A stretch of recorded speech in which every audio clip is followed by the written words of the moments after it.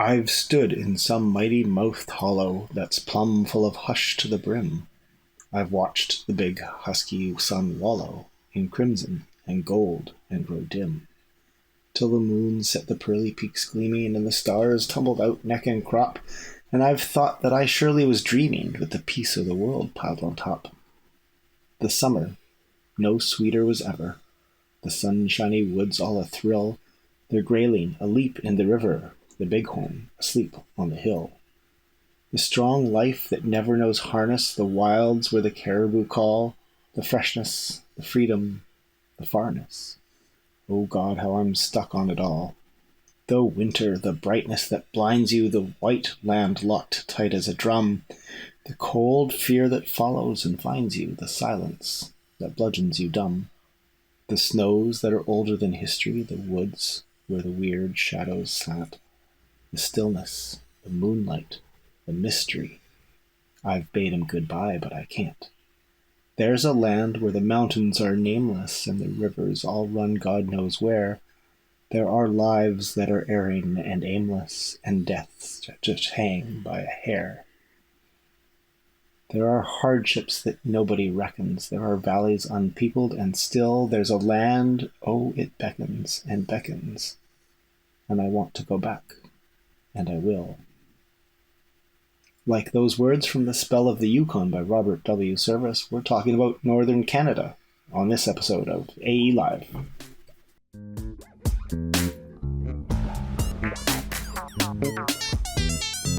Coming to you on the internet audio, all the STEM homies know he's where you gotta go, vibing your ride to the Graham and Michael groove. Whoa, it's a whole new funky flow interview. Treat your ears, get the gist of careers from a list of our engineers and scientists, maybe twisted up with technologists. It's a podcast, baby, and not to be missed. Got more fly than a ripe banana, like Sam, I got the stamina streaming across Canada. I can treat sugar band, I got that sweetie swag, yeah, and the 411 from my horse to Niagara. Don't you know we're gonna innovate? Got a topic here to elevate. We're gonna entertain and educate. This podcast is recorded in Vancouver on the traditional, ancestral, and unceded territories of the Coast Salish peoples, including the Musqueam, Squamish, and Tsleil-Waututh nations. Canada's Northern Territories, which once comprised almost all of northern Canada and the prairies, has a long and storied history. While European history in the area starts with the formation of the Hudson's Bay Company in 1670, Canada's Indigenous peoples have called the area home for many thousands of years. The territory's current borders started with the formation of the Northwest Territory in 1870. The Klondike Gold Rush led to the formation of the Yukon Territory in 1898, and much more recently, a separate Nunavut Territory was formed in 1999. Northern Canada is a unique place, rugged and barren, wild and beautiful. Adventurous souls have been drawn north to work and explore and witness. Joining me today is Rebekka Lindskoog. Rebekka has a degree from the University of British Columbia and over 20 years' experience in environmental science. She's currently Associated Environmentals Manager, Northern Environment, where she manages operations in the Yukon and Northwest Territories. Rebekka, thank you for joining me today. Thank you, Graham. You did your education at what is, I guess now Capilano University and the University of British Columbia. Tell me a bit about choosing your path through school. What led you to beginnings of your career? Yeah, sure. So when I was in university, I knew that I wanted to go in biological sciences, life sciences. I didn't really know what a career looked like in that. But just kept taking science courses. And then about my fourth year, realized that there was a aquatic limnology subset of courses that I could take. And so I took that.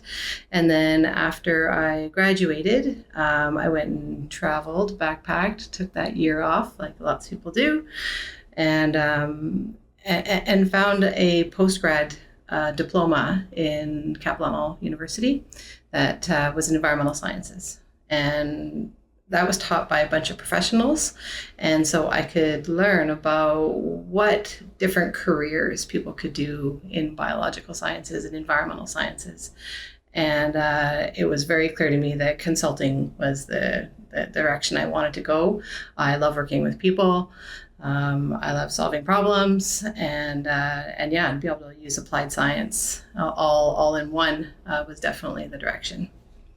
Was there a topic in the environmental sciences that got you interested in that aspect of biology? And Yeah, I mean, growing up in the Okanagan, was definitely aquatic science, freshwater science, and so learning about the beautiful lakes and the aquatic health.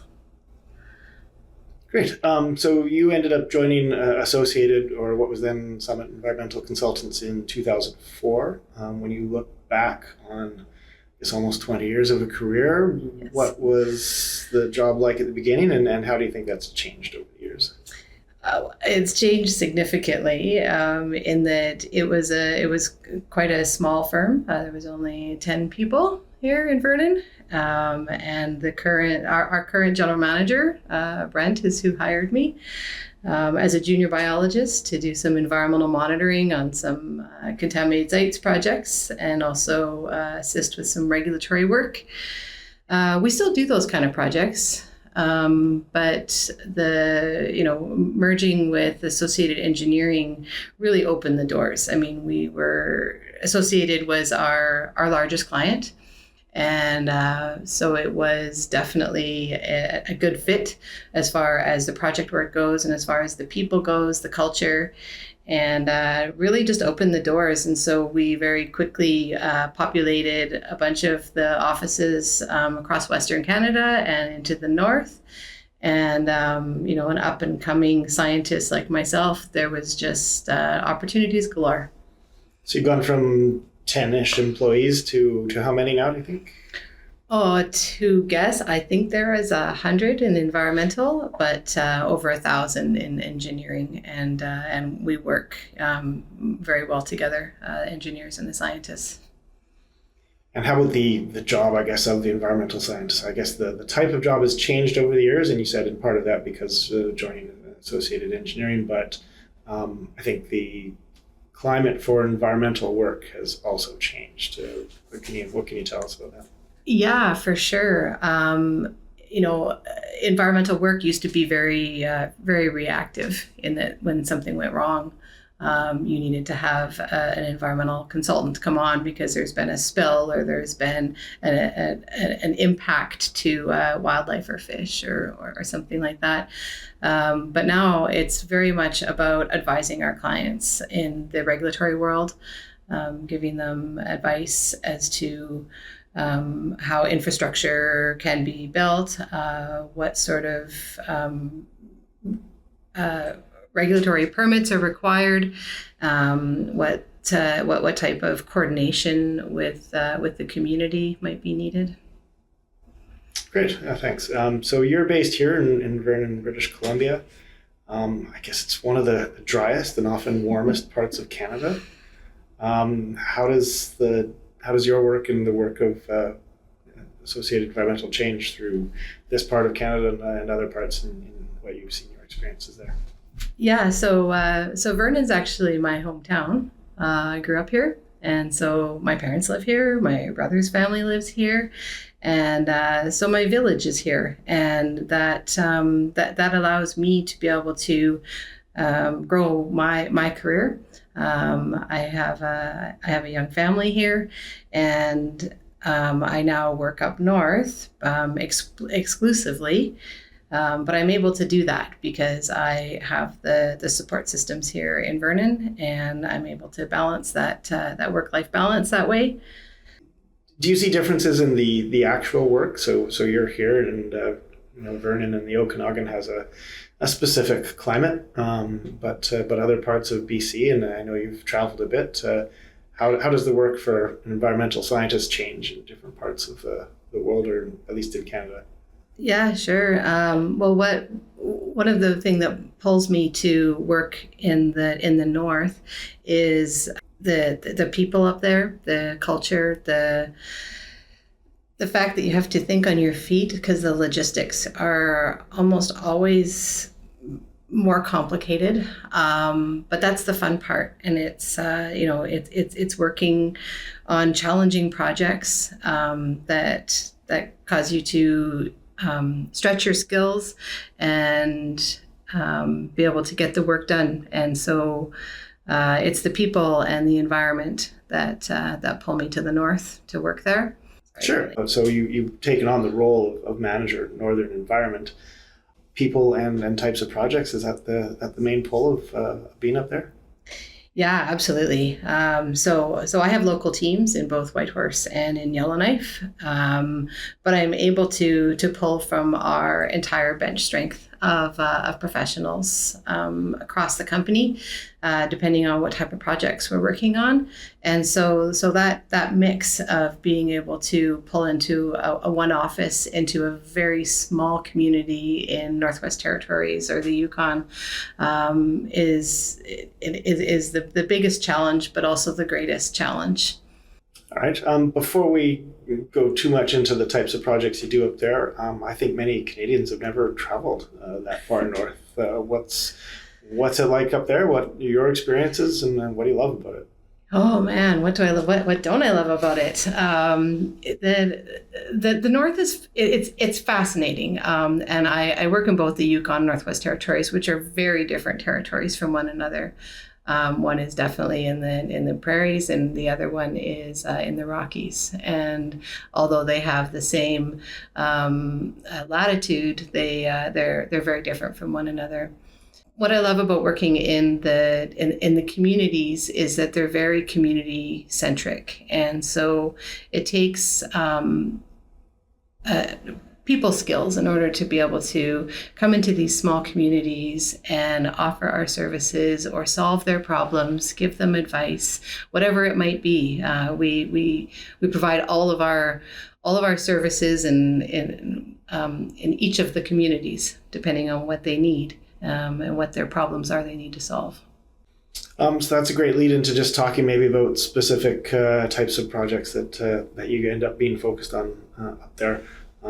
What is the kind of the pressing issues for northern cities from an environmental scientist point of view? Yeah, well, we've seen a real shift with climate change, and so a lot of our projects, because they're client focused, they come to us for advice. So when they need advice on after a flood or after a wildfire, we'll bring our team in to assess contaminated sites risks or whatever other environmental risks may have happened from that.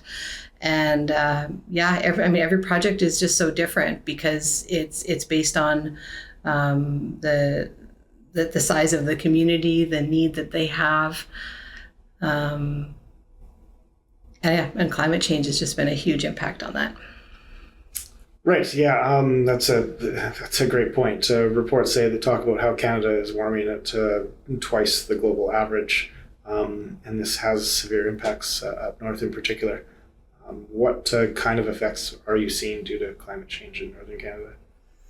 So the Northwest Territories is very much a fly-in, fly-out community in the summer, and so impacts from wildfire obviously are very severe on these communities that depend on fly-in, fly-out. And then in the winter, they are ice road access only.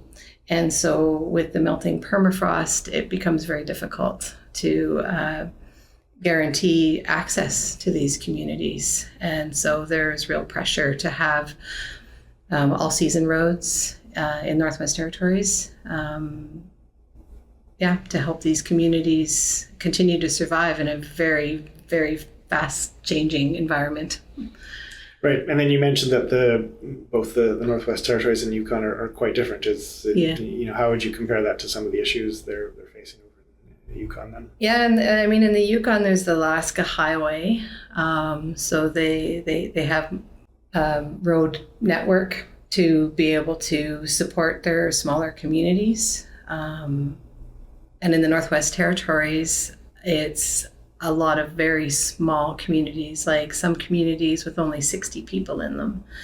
And their only access to outside resources, medical supplies, is through ice roads and freight planes. Right. So kind of related, but just kind of on a personal level, were there any communities up there that have just kind of really left a mark in your memory?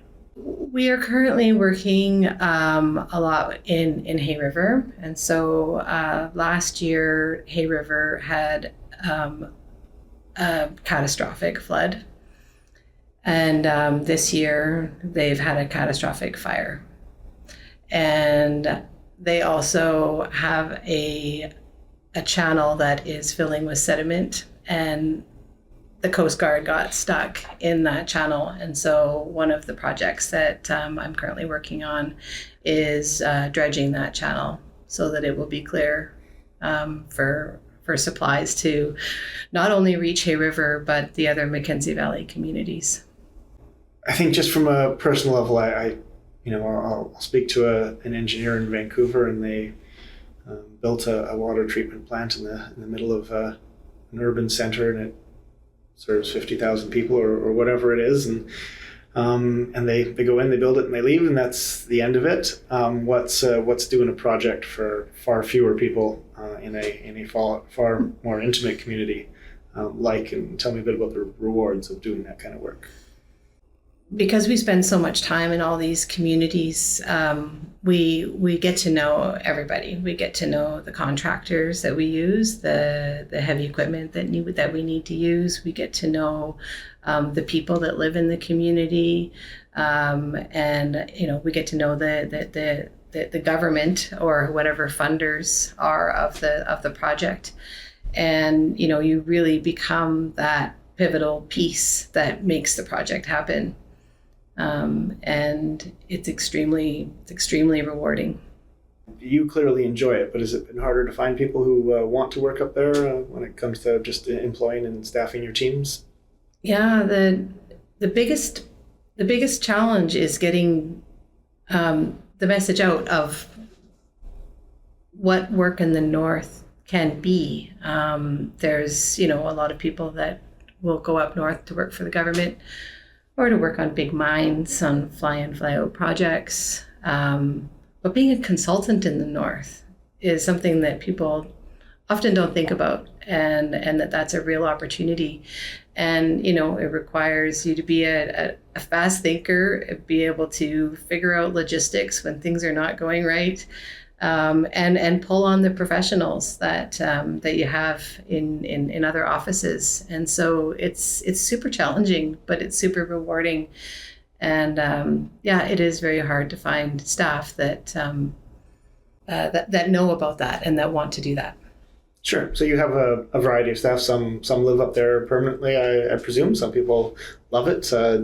When you talk to people who are up there and that's where they've made their home, why did they settle up there, and what do they love about the towns and communities? Yeah, it always comes down to culture. It always comes down to what the people are experiencing, and anywhere in the north, and the living in an environment that has extreme conditions, whether it be all day sun, all day dark, or the extreme winters, but you also get the northern lights.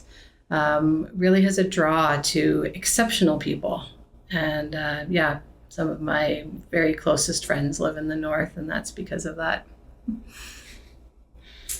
So for someone who's never thought about being up there, is there one thing you would say, well, if you give this a try, if I send you up there for a couple of weeks to work on this, this is the thing to look forward to? People talk to me about, the example that you gave earlier about, someone that just does a water treatment plant for a community of 50,000 people, and, it's a little more cookbook, let's say. I'm not an engineer, but these are projects that really grow your skills. And so you really have to challenge yourself, and the experiences that you get working on northern projects, they expedite your career succession because they give you all of the opportunities all at once. That could be very exciting. An interesting challenge. Do you have a moment getting off the plane or out of a truck at some remote site that you were just like, wow, I can't believe I'm doing this? Was there ever that moment up there? Yeah, when you fly into some of these smaller communities, there's only one flight a day, and sometimes there's only one flight a week. And so the community will actually come to the airport to see who's new in the zoo, and who's come into town and what are they here for. And so it is pretty surreal because even um, earlier in my career, you'd get off these planes and you're like, wow, I'm like a celebrity. And because they just want to know what's happening. Why are you in my community? And so you have to be prepared to answer questions because everyone wants to know what it is that you're doing there. Is there any one community you love coming back to every time, or are they all just so unique in their own way? But oh boy, maybe I won't answer that because some of my clients might be listening. Sure, totally understandable. You mentioned Hay River and doing some dredging and the the couple of years of tough situations, but. Can you tell me about any other projects kind of over the years that have been particularly interesting, fascinating, that you loved working on? Sure, yeah, happy to. So, the kind of projects that we work on range from a very small project in a small community. Maybe they've had a fuel tank spill, and so we're there for spill response, but this is in a community of 60 people. And so the logistics of getting the cleanup supplies and being able to handle that and being able to talk to the community about what's happening in their community, to working with our engineers on very large infrastructure projects like the Inuvik Airport. We're doing a runway extension. And so that project has a lot of regulatory components to it. And consultation components with it. And so we just do such a range of projects that every day is very exciting and very different. Another project that is quite exciting is in the Yukon. We worked with the government to evaluate all of the airports and the aerodromes throughout the entire Yukon territory. And so our staff got to be in a charter plane and visit every single community in the Yukon. Like, how awesome is that? That would be quite the range of experiences, I would guess. Yeah. Yeah. In doing that, you're visiting every different airport or place you can land a plane in the Yukon. How different is it? It's a big territory, so.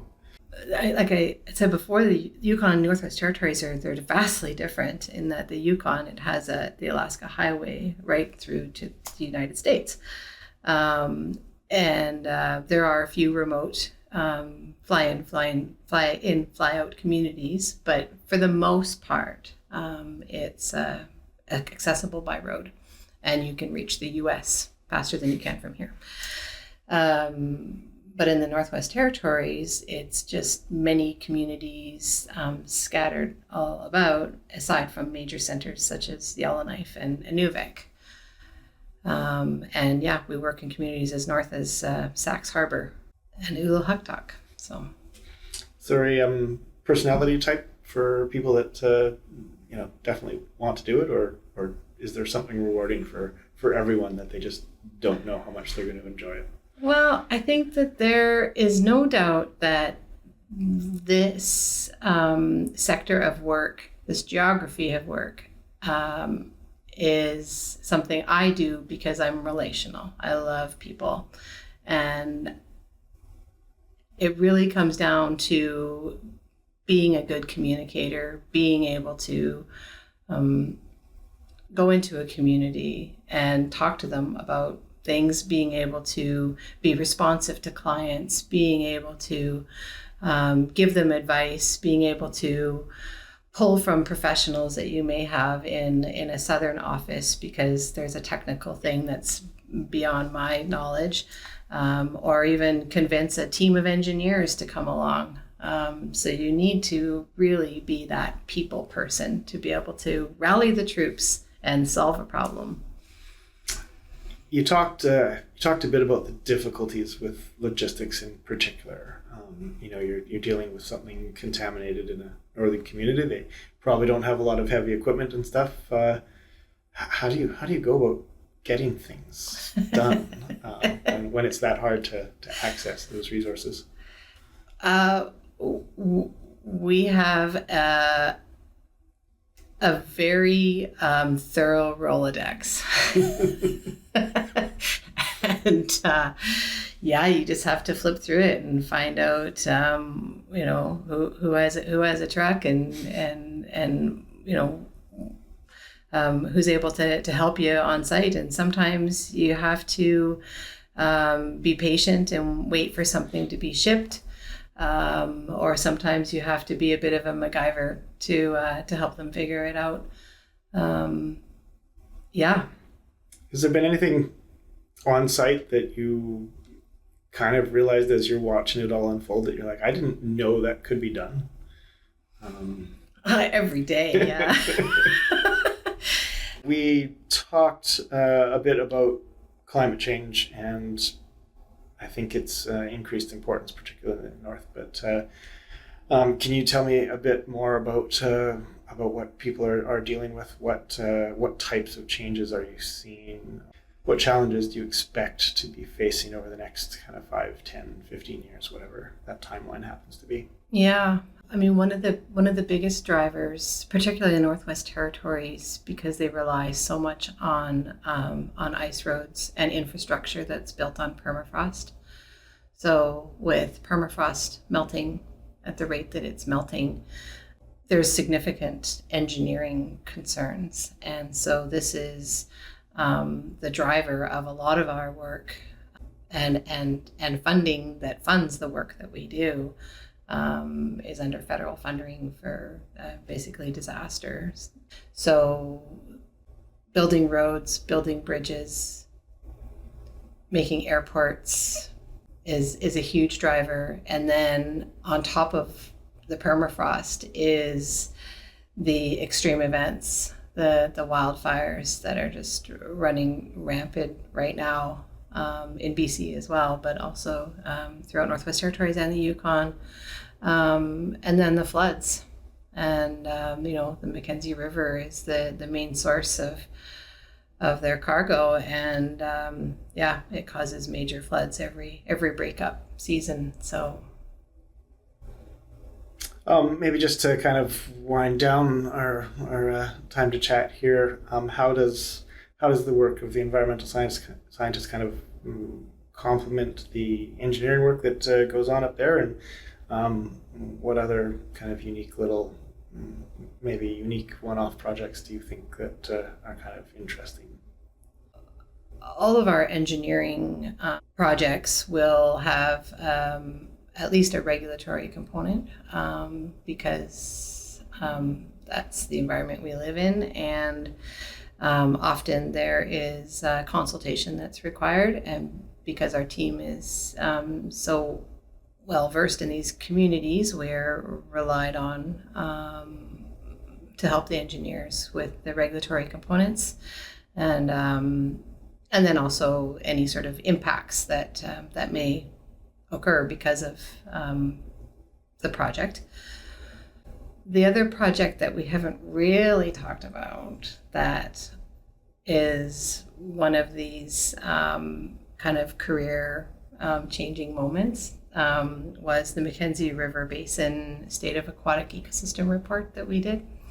And so this was a project where we looked at both Western science and traditional knowledge, and we braided the information to interpret what the state of aquatic ecosystem is in the Mackenzie River Basin. And we published a website about that. Yeah, please do dive into what a project like that entails, and what you learn from it, and what other people should be taking from it, I guess. Yeah, so it was a project that was funded from the Environment Canada Climate Change, and so every 4 years they look at the state of aquatic ecosystem, And this was for the Mackenzie River Basin, which is a third of Canada. I have to get you that. And so what we did is we looked at each community, and it touches 3 provinces and both territories. And we we did a huge data compilation where we found all of both the Western science and the Indigenous knowledge that had been collected, and worked with another specialty firm to come up with a methodology to braid that information, and it's braiding because the information doesn't always tell the same story. And so we needed to be able to braid it into one holistic way of what the information was telling us about the health of the aquatic ecosystem. What's the website if people are interested in visiting? Do you have the address there handy? I believe it's www.soar, which is SOAER.ca. Is there any interesting kind of knowledge through the Indigenous learnings that you got from it that you might incorporate into kind of your own knowledge base that you use on projects going forward? Yeah, for sure. I mean, because of the types of projects that we work on, and the people that we work with, particularly in the North, Indigenous knowledge is just part of your everyday. And yeah, it's always a consideration. It's always something we're talking about. It's just a natural way of delivering our projects. Sure. Speaking of learning skills up there, outside of professional skills and professional knowledge, have you had a chance to do anything interesting? Learn any kind of new skills just on a personal level up there? Is that there have been some interesting opportunities from that point of view? Well, I've learned that I have not great luck in seeing the Northern Lights. It seems as though every time I go up there, I just miss them or they're about to happen. But I have spent many an evening standing out in the bitter cold, waiting for them to arrive. I have seen them, don't get me wrong, but it's not guaranteed to see them every time you go up. I've also learned that you have to have patience when you travel in the North. Because there are all sorts of things that will derail your travel plans. I guess the last question then, directed at that young student entering school or starting like you did, maybe with their degree in biology and trying to figure out what to do next. Are there, if this is the career that, if something you said interests them and they want to be able to experience this, is there something they should be doing? Is there a skill, a program that you're like, take that because there's a future and it's interesting and it opens up the doors to all sorts of opportunities for you? Yeah, I think that if consulting is something that you want to follow, and exciting, diverse projects that are different every day, consulting is a great direction. And seek a mentor. That's finding a mentor that's in different professions. Find out what it's like working for government. Find out what it's like working for a big mine. Find out what it's working for a consultant. They're very different career directions, and I was lucky that I discovered very quickly, very early in my career, that consulting is what I wanted to do because I love working with people and I love challenges, and so it was an easy choice for me. But coming out of university, I had no idea. I had no idea that was even a career that one could have. And I've heard that from other staff. They're like, I can't believe it. This is actually a job. Like, that people do this. This is cool.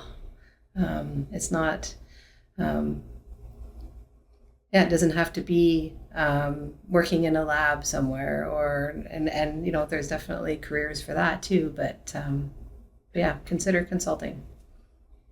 Great. I think that's a great final message to leave things on. Okay. I think, you've given us a really interesting insight to a different place to work and a different type of work. So thank you for taking the time. Appreciate it. Thanks, Graham. That was Rebekka Lindskoog, AE's manager of Northern Environment. She joined us today to talk about what it's like to work in Canada's Northern Territories and some of the challenges they're facing due to the significant effects of climate change, and ultimately how rewarding it can be to spend some time working in our northern communities. As Rebekka mentioned, climate change is a major concern in the territories. While the Government of Canada reports that Canada is warming at more than twice the global rate, the Canadian Arctic is warming at about 3 times the global rate. This rapid warming, including sea ice deterioration and changes in permafrost, are putting communities and infrastructure in the north at risk. The Honourable Mark Miller, Minister of Crown Indigenous Relations, was quoted as saying, "The consequences of climate change have been felt by Inuit communities in the Arctic for far too long, as they have had their ways of life, livelihoods, and safety threatened. While many of these consequences are irreversible, it's our responsibility to support northern communities as they adapt to these challenges in the best way they see fit." For more information about climate change impacts up north, you can read Canada's National Adaptation Strategy and A Healthy Environment and a Healthy Economy from the Government of Canada's website. As well, take a read through the State of the Aquatic Ecosystems report at www.soaer.ca from Associated Environmental. That's it for this episode of AE Live. My name is Graham Nixon. Thanks for listening. Until next time. Coming to you on the internet audio, all the STEM homies know is where you gotta go vibing your ride to the Graham and Michael groove. Well, it's a whole new funky flow whenever treat your ears, get the gist of careers from the list of our engineers and scientists, maybe twisted up with technologists. The podcast, baby, and not to be missed. Got more fly than a ripe banana, like Sam. I got the stamina streaming across Canada. I can treat sugar band. I got that sweetie swag, yeah, and the 411 from my horse to Niagara. Don't you know we're gonna innovate? Got a topic here to elevate. We're gonna entertain and educate. Live.